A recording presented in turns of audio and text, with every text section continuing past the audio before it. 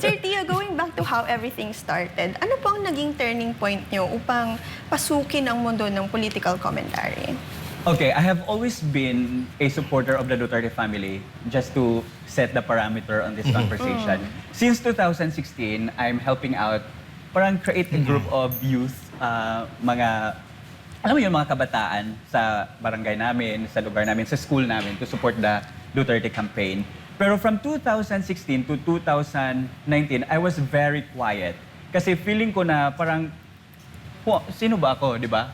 Ang liit-liit ko wala akong power, wala akong means, wala akong resources na makipag-compete with other people when it comes to information dissemination or when it comes to political messaging, wala ako niyan. But in 2020, when the pandemic started, di ba yung sinabi ko kanina na parang lahat ng tao nasa social media, online lahat. So, sumulat ako ng opinion ko. Sinagot ko yung mga hashtags nila, di ba? Yung in 2020, doon nagsimula yung nasaan ang Pangulo, hashtag nasaan ang Pangulo. Sinagot ko yan lahat na I talk about how the chain of command works, yung mga, level-headed na mga conversation, conversations online. Parang ini-start ko yon. Tapos sinagot ko yung hashtag bigas hindi bala. Kasi nakikita ko naman na at that time, the government is really doing its best to provide ng ayuda sa Filipino people. Diba? Pandemic time yun eh. So yan yung nag-start sa akin na sabi ko, hindi pwede na ang magko-control ng narrative ay ang mga detractors. Hindi pwede na sila lang yung may right to express their freedom of speech. So gagamitin ko yung yung account ko. Pero at that time, Tio Moreno na, hindi na Alex. Hindi na. So ginamit ko siya. So my first article was about these things that I'm discussing to you. And then it went viral. Like, umabot ata siya ng 135,000 reactions. Yes. Grabe ang lakas. And then at that time, hindi ko alam, attorney, na may mga may mga branding sa political groups like may mga DDS, may mga kakampings, may mga... Dilawan. Ay, hindi pa pala sila kakampings at that time. Dilawan. Yeah, the Yellow tards, di ba? Ang tawag, yellow tards, mga ganyan. Mga yellow retards. Anyway, so nasabi ko, okay, I have to research about these things na bakit may mga ganito? Kasi I'm getting death threats. Simply because I posted my political opinions. Parang ganyan. Sabi ko, ako kasi yung tao na kapag nainis ka sa akin, iinisin pa kita. Alam mo yon, kasi hindi ako affected totally relate. Kanina may conversation kami ni Attorney Topacio, sabi niya hindi siya affected sa mga comments ng mga tao sa kanya. Ako din, actually, hindi ako affected because I know myself better. So, yan yung talaga nag-prompt sa akin, Ina, to be politically active online. Tapos, yun lahat ng opinions ko, yung nasa mind ko, sa loob ng mind ko, isusulat ko siya. And then, yun. And then, I was blessed to receive massive following from people who share the same sentiments online. Ay, marami yun. So, DDS, marami yun. Like, Sana kami doon. Oo. Tapos, lumaki na lumaki yung following ko. Tapos, alam mo yun, like, sa mga post ko, yung reach talaga, hindi mo bumababa ng 1 million. Grabe, ang lakas. Bumababa? Ang lakas. Hindi May kilala bumababa ng akong 1 million, may- yung reach. Parang may kilala akong bumababa lagi ang... Ikaw talaga, ha?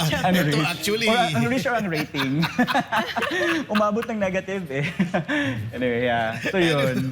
Anyway, that is going to be my next question. Without mentioning names, syempre, kasi Okay. katulad ng sinabi mo, nagkaka-death threats ka, etc.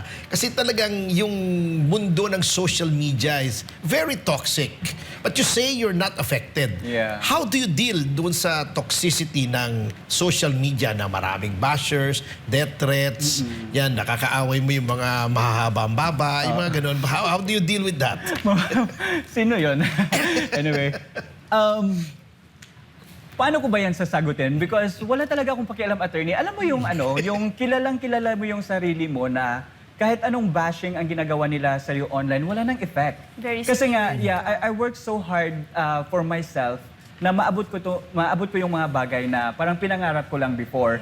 So, I work so hard for my education. So, di ba, yung mga, kung nababasa niyo online, pinupost ko naman. Proud ako na from grade school to college, I graduated with flying colors. So sabi ko, so sino ka ba para diktahan ako on what to do, what to say, and what to put out there. Parang ganyan. So sabi ko, so yung mga opinions ninyo, opinion nyo yan eh. I also have opinions sa inyo. Say for example, tinawag ako ni Lovely Granada na igit. Tawagin ko din siyang undeveloped fetus. Ganyan ang mga atake, di ba? So, di ba, the audacity ng taong yan to call me igit without knowing my story, without knowing who I am. Tapos, kapag magre-retaliate ka, para bang, hala, naging biktima na siya bigla, parang naging Ay, ganyan totoo. na. Yan ang Oo. style ng mga yan eh. Pag sila, tuwan-tuwa sila. Pero pagka nagre-retaliate Oo. ka, victim card. Oo nga. So yun, so parang parang it's unfair sa kanila actually because hindi ako affected. Yes, Dahil kung actually. affected, siguro hindi ako ganito ka-fresh. Oo, di ba? Fresh. Anong feel mo, attorney? Joke lang. Oo naman, freshness. No joke, no joke. At saka napansin ko, Sir Tio, wala na silang ibang binabato sa inyo, kundi yung issue nyo ng igit. Yeah, diba? Parang maybe because wala na hindi sila. naman talaga nila ako matawag na pangit ina. Correct. Ayan. Yan ang O di ba, grabe yung confidence ko. Ganyan. totoo naman Oo. eh. Oo. Baka siguro hindi nila ako matawag na pangit, hindi rin nila ako matawag na bobo because whenever they challenge me to a debate attorney, hindi ko naman talaga sila hindi ko talaga sila inaatrasan. Nakikipag-debate talaga ako kasi sa debate, marami kang ma-learn. Alam mo yun, di ba? Ano lang parang the Philippines is vast. Ang laki, di ba? We are a multicultural country, di ba? Marami tayong iba-iba tayo when it comes to traditions, religions, and everything. So, hindi lahat ng mga bagay na yon or lahat ng aspects ng mga usapin na yon, alam mo, kabisado mo. So, when you get to debate with other people, that's when learning comes. Kaya yung sinasabi ko sa inyo kanina na uhaw talaga ako sa education. Gusto ko talagang makalearn ng kahit ano. So kahit sa bardagulan na paraan yan, actually may nalilearn din ako. Pero Na, alam mo, ganito mahirap na pala. debate. Si Jim Paredes. Bakit? Ay, wag na, wag na. Alam ko yun. Ibang debate yun. It's a show off.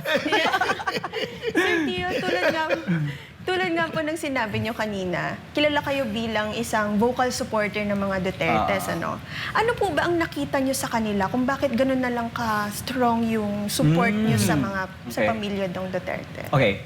Tulad ng sinasabi ko kanina, attorney, I was born and raised in a small yet multiculturally diverse community in Bukidnon. And marami talaga doon attorney Topacio, drug addicts, NPAs, etc. And when former President Rodrigo Roa Duterte formed or established the Executive Order 70, the establishment of the NTF-ELCAC, doon ratsada lahat, attorney. Pati yung mga lugar na kung saan hindi namin pinupuntahan yung mga tourist spots na parang may parang danger zone Yes. kasi doon nangyayari ang mga kidnapping ng mga NPAs, ganyan, nalinis. So sabi ko, I have to really support this person. Kasi yung vision niya sa mga